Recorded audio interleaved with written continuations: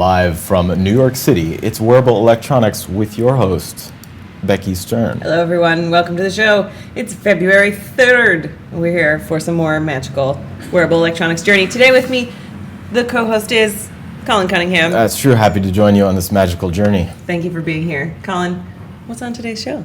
Lots of things contained under the umbrella tag of Wearable Wednesday. We'll share with you projects from the blog and debut a new video.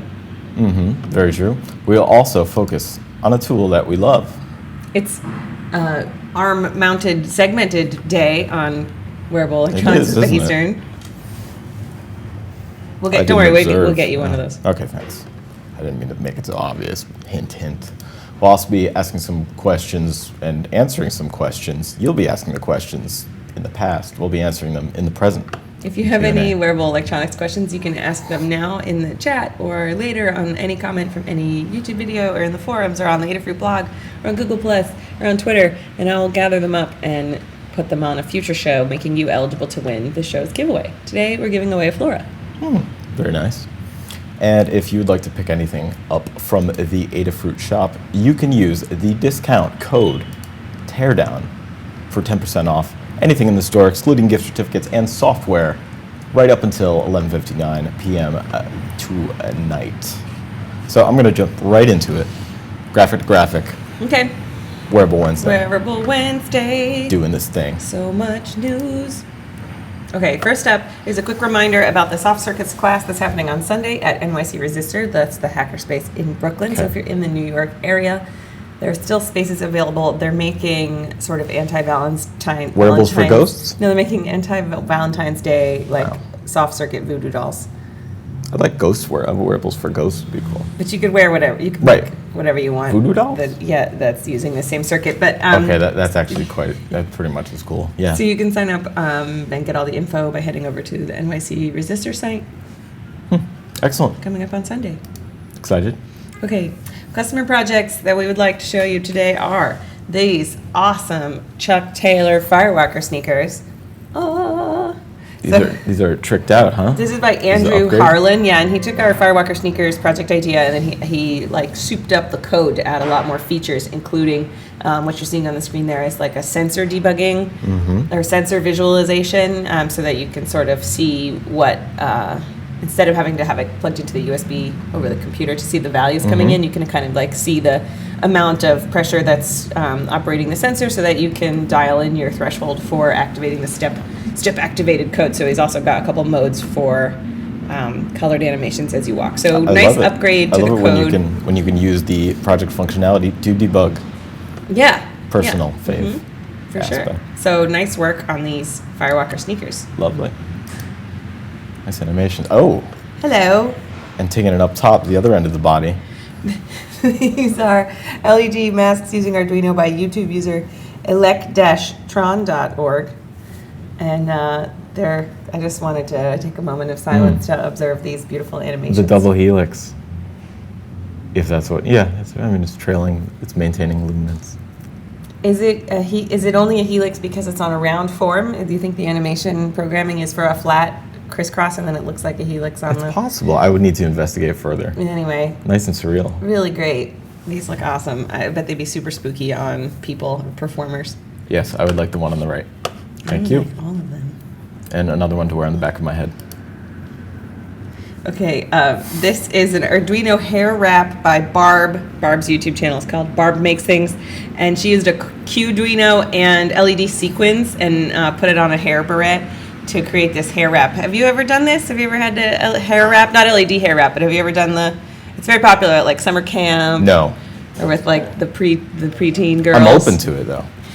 Where you wrap a section of your hair in embroidery floss and it's fun and I don't even think I've seen that. Festively. Well, here are some, it's kind of it's just a fun temporary DIY hair project, kind of like getting your hair in lots of braids or something. But it's like electronic extensions. Yeah, exactly. So if you would like electronic hairdo for your next party, this is a really nice barrette removable edition. I'm gonna keep it on the table. It's an option. Okay. I got a party coming up. I can help you out with that. All right. Okay. Might have some variants. Maybe we'll do a double helix variant. Pretty good. Now this, okay, yes, I think I've seen this in development a little bit. Sure. We have a new project on the Adafruit learning system by two Adafruit staffers. That would be Andy Doro and Daniel Wall up in Fab. They worked on this project together. It is a word clock firmware modification for the Times Square watch, which, if you'll remember, is a chunky square LED matrix you wear on your wrist, and it's got an Atmega 32 or 328 in it, and it has a very simple couple of watch faces. And so they together developed the new faceplate to go over it to create the words, and then also the code that displays the LEDs according to the words. So they also have the models available on Shapeways if you want to get one of these brass ones. Right, yeah, that's it. That is brass, isn't it? Yeah, very classy, 3D printed. Way and classy. Fused, yeah. So nice job, and check out that tutorial on the Adafruit learning system. And the rubber enclosure makes it, relatively water resistant, convenient, Yeah. and elegant. Okay. To continue with the theme of segmented bracelet devices, Mayo, Yes, the Mayo Armband. Yorzo, Did you Arzo? try this out before we took it apart? I didn't. I thought it was really cool, and then I got distracted, and the other things pulled me aside. What did you think? It was interesting. It has a lot of apps. I mean, the teardown will explain most of it, but I found it both like super broad and super specific, right? Like its application is so broad, yet the things you can do with it are so specific so far. So I don't know. Let's check out the video and we'll talk more about it when we get back. Excellent. Welcome to another Adafruit Wearables Teardown. Today we're looking inside the Mayo Armband. It's a gesture sensing device that you wear on your forearm. It has muscle sensors that detect the electrical signals when you contract your muscles, as well as an orientation sensor. So you can do whole arm gestures and also navigate through PowerPoint presentations, your music library, and other cool applications just by moving your arms with gestures. Communicates with your computer over Bluetooth, and after some simple calibration, you're all set to go. This device was really interesting to take apart because it has electronics in each of the cells connected by a flexible rubber gasket. Let's see what Lady Ada has to say about the design of the electronics inside. Thanks, Becky. This is kind of one of the more interesting mechanical designs for wearables we've seen. Instead of one circuit board and a wearable clip-on device, it's got multiple circuit boards and batteries and one main board and these sensors and what's going on here. So thanks for taking it apart. Let's look at it under the microscope. So first up, there's the main board, and this is the board that kind of controls all the sensors that are in these little nuggets. So the main board, you've got your micro USB connector. What I kind of like is it's kind of a flat in line with the PCB design. It's got these big mechanical connections, and there's a cutout, and it sits in the center of the circuit board. So that's kind of cool. And then over here we have the main processor. So this is an MK22 FN M0 V12. This is a Freescale Kinetis Cortex M4 processor, kind of similar to what's in the Teensy 3.2. The M4 is the big sister to the M3, so it has DSP capabilities, which is probably why they picked this chip. They're going to do a lot of sensor analysis, taking like 6 different sensors and figuring out what are patterns between them, probably using some DSP in there. Over here, we've probably got some regulators, maybe a battery charger over here. We have a few LEDs, and there's these really lovely injection molded light pipes that are used to, the LED light, it goes over here, that sits in place, and it turns the light into like a lovely bar shape like this one, or a large flat shape. This is the other light pipe is over here. So there's, indicator lights, and that's how they get it out to the molded body. You've got a crystal over here for this processor. It's a BGA processor. Under here, this was actually had a little metal cap, and we pulled that off with hot air. And underneath here is our favorite, the NRF51822. This is the Bluetooth Low Energy Transceiver Plus processor, Cortex M0 processor, all in one from Nordic Semi. And you see this really nice ground stitching over here with the balun and then a ceramic antenna coming right off of here. They put it right next to the vibration motor, which is pretty ballsy actually, because this is extremely noisy. Maybe that's why they had to tin it. They put this tin on top to give a nice ground protection so that the noise that's going to come from this motor, which is right next to the radio processor, you know, I'm surprised that it works so well, but maybe they make sure never to use the Bluetooth at the same time as they're buzzing. Maybe they kind of alternate so that they don't have to worry about this noise feeding into here.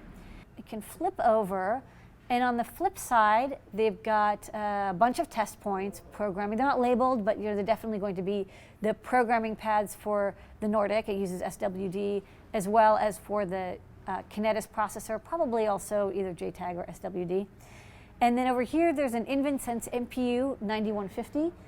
This is kind of a well-known 9-DOF sensor. I believe that this particular one also has built-in fusion, like kinematic fusion. So it uses the magnetometer, accelerometer, and gyroscope to tell you the orientation and movement. So it gives you quaternions and vectors rather than just saying, you know, this is what the gyroscope says in raw data, this is what the magnetometer says in raw data. So you know, you have to sign a couple NDAs and probably pay a licensing fee to InvenSense to get access to that, but for a high-end wearable like this, that's not a big deal. So this is what gives it the where in space is your arm, not just your muscle movements. So you have to have both to do proper gesture sensing. And then you've got a flex connector over here. It's got the little flip up so you can slide in this flex connector. 3 electrodes, and what it's doing is it measures the microvoltage differentials between the electrodes. And on the back, a little circuit. It's not exactly clear what it is, but I'll tell you what, whenever you see, you know, something that's sensing and you have a 14-pin chip, it's going to be a quad op amp, and the 4 at the end of the part number kind of gives it away, especially you see all these 0402 resistors and capacitors. This is the amplifier and signal cleaner upper for the electrodes over here. So probably amplifying it, doing maybe a little bit of filtering just to give you a band pass of what signals you're looking for, and then buffering it along to be read by the Kinetis with the DSP. So each of these are connected one after the other. And this one also has the battery, which is kind of interesting. They, instead of having the one large battery, they actually kind of split the batteries up so they could get, you know, 2 of these 260 milliamp hour LiPolys, but not have one big 500 milliamp hour one. So it's a little bit more expensive, and also you have to worry about charging and balancing them separately.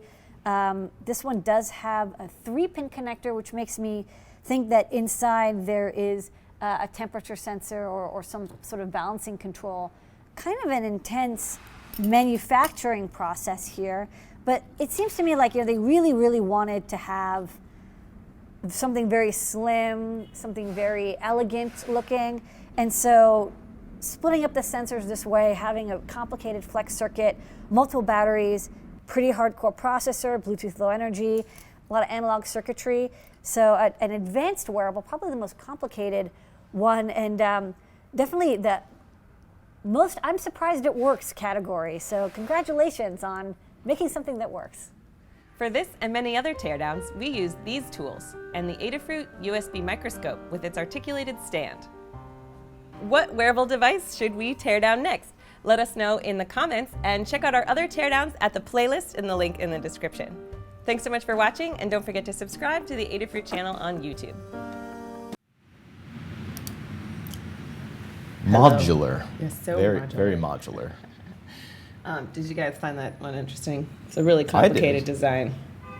I haven't seen something that's broken up so much. It's really cool. You can look at our these step-by-step take-apart pictures and find all the chip numbers at the tutorial on the Adafruit Learning System that shows all of those for this armband.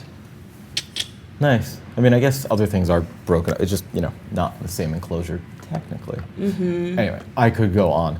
If you would like to pick something up and make something modular from the Adafruit store, you can use the discount code TEARDOWN for 10% off everything in the store except those gift certificates and those softwares until 11:59 p.m. tonight. As a reminder, we're currently also broadcasting to Twitch, so hello to our Twitch chat room, and also Periscope. So if you want to know what we talk about when the video is playing, you can find us on Periscope. Oh, it's super fascinating. I won't. little behind the scenes Not at all. action. You know what I love? What do you love? Tools. Oh yeah, I I do love love tools. tools. Yep. Is there a tool we love on today's show? We love tools and we don't care who knows. There is. And guess what? It's segmented, as you alluded to segmented earlier. arm-mounted wearables is the theme today on the show. This is the Leatherman Tread, and it is new in the Adafruit shop. We've carried Leatherman tools in the past. You might remember our That's very custom true. laser etched tiny Leatherman, etc. Well, the Tread is hacker. a wearable tool. I think that's a first for us on the show. Yeah, Yeah, and it's I remember correctly. it's a bracelet with. It's a bracelet multi-tool, basically, and it has. It is tough. It's really tough. It has doesn't have any long blades on it, so it's TSA compliant. You can wear it on an airplane, and yeah, it's got all these things. So it comes in stainless steel, and then Right. also The this only way it would be tougher. is like the carbon black. steel. Yeah, Right. so we have both of those. If it's not in stock when you check on the site, just sign up, put your email address, and you'll be notified as soon as it gets into stock. These are the various screwdrivers and wrenches and tools that it breaks down into. It's a curved blade. That's a bottle opener. Yeah. Okay. Well, It's 29 tools in one, and you can carry it with you wherever you go. I find it a little large for my dainty lady wrists, but you could wear it like an armband, like the Mayo Armband. it's very true. You can wear them both together. Yeah, you could.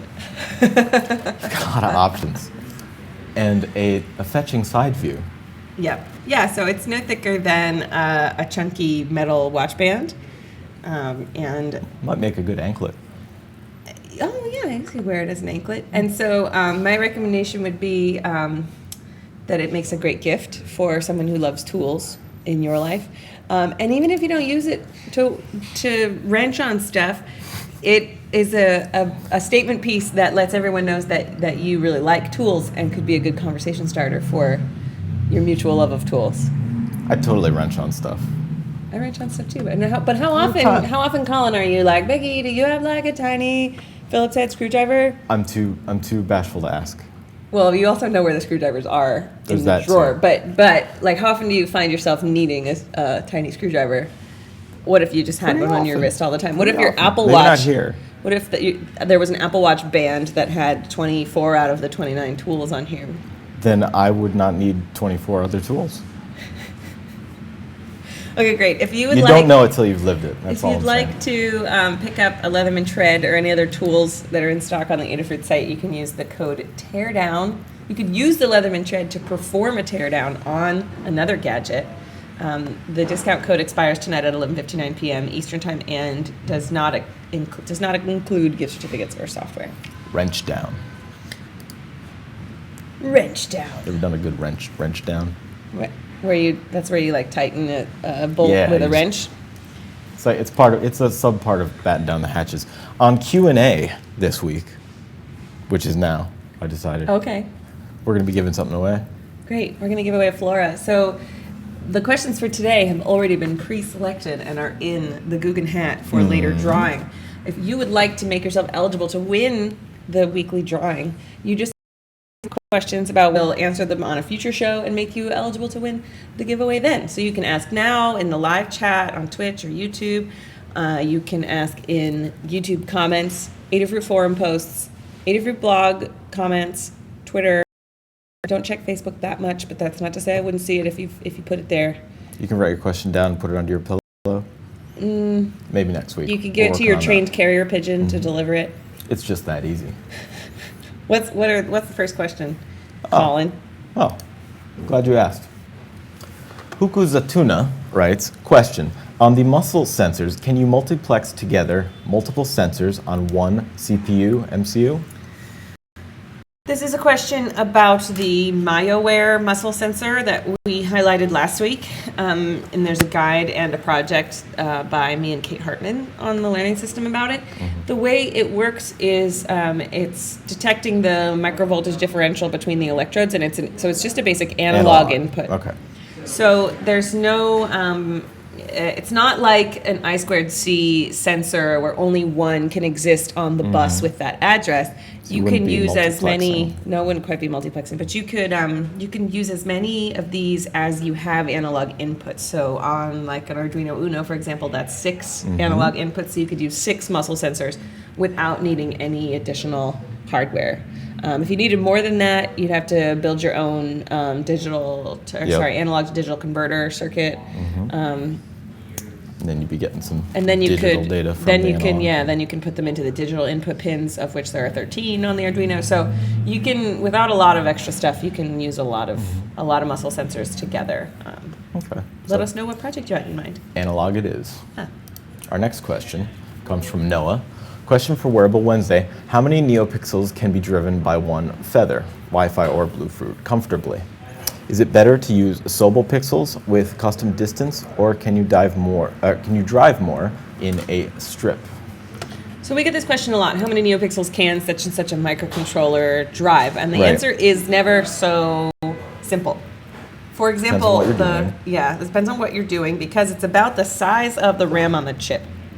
So Flora, for example, which uses the 32U4, which is also what many of the feathers use, can more or less control about 500 Neopixels, depending on what the animations are doing, right? Because if you write a really complicated animation, it can take up more RAM as it runs than a simple animation. And there are also depending on how you write the animation as well, where it can use more or less memory. So I would say about 500 for the 32U4. I'm not sure about the M0 I'm not sure feathers either. I haven't, but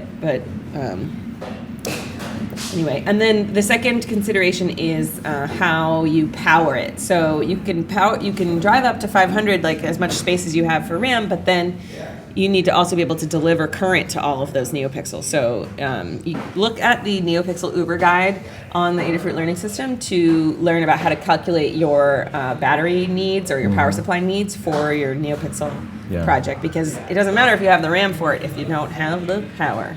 The Uber guide is your go-to place. It has all the information. Yeah. All the infos and datas. Next question. Lewis writes, I'd like to add a flickering flame effect to the back of a jacket. Should I use LED pixel strips or sewable pixels? If I went with the strips, what pixel density would I need? Is there a sketch that is close to what I am looking for? I hope the previous asker didn't think that we ignored the second part of the question, which is the major part of this question. So it's the same question. Right, we've got overlap. It's a Venn diagram. So the question about whether you should use strip or individual pixels is really up to your design. So I would say that the sewable pixels with conductive thread are good for designs up to about Neopixels. And if you're going to use a lot more pixels than that, you should be using wire, like silicone-coated stranded wire or whatever wire you have around to solder together those connections.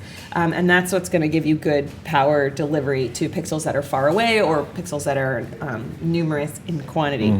The strip is convenient because they're already all wired together. You don't have to do a bunch of labor to test out your animations.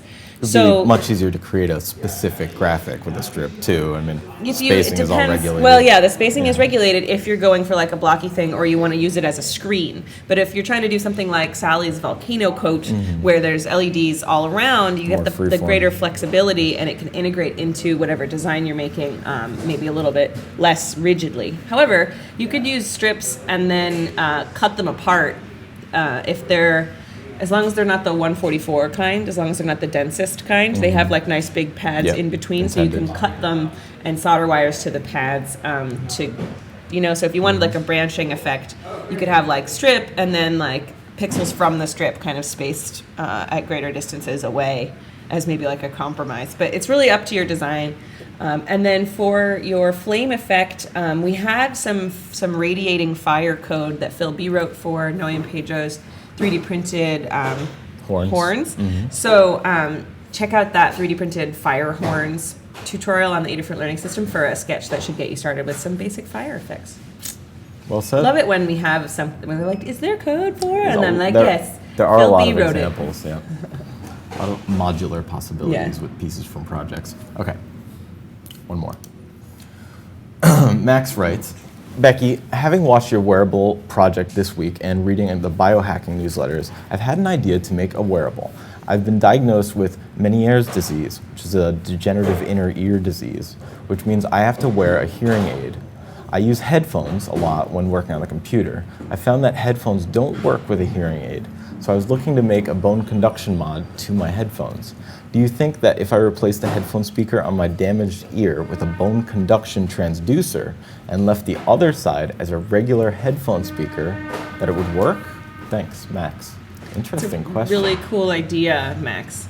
I would say that the bone conduction transducer, it acts a lot like a speaker, but it draws more power because it's vibrating instead of. Yeah, because it's mechanical. Yeah, it's a motor. Well, and I'm not really that great at audio, so I would defer to you, Collin, about the idea that you could wire it in just instead of a speaker, the other speaker, and it wouldn't be balanced with the other speaker, right? No, not in terms any of way that I volume would or guess right anything, off the bat. right? And Okay, there'd be plenty of bleed, and of course the question of how are you going to pick this up? Will it actually work? Yeah, okay. So, but electrically, I think you could use this with one of our amps. So you need to provide extra power to it more than your headphone signal can supply. And you can look at the 3D printed bone conduction transducer box tutorial to see what amp Noe and Pedro used. Mm-hmm. We have several audio amps in the store, so any one of those will work fine.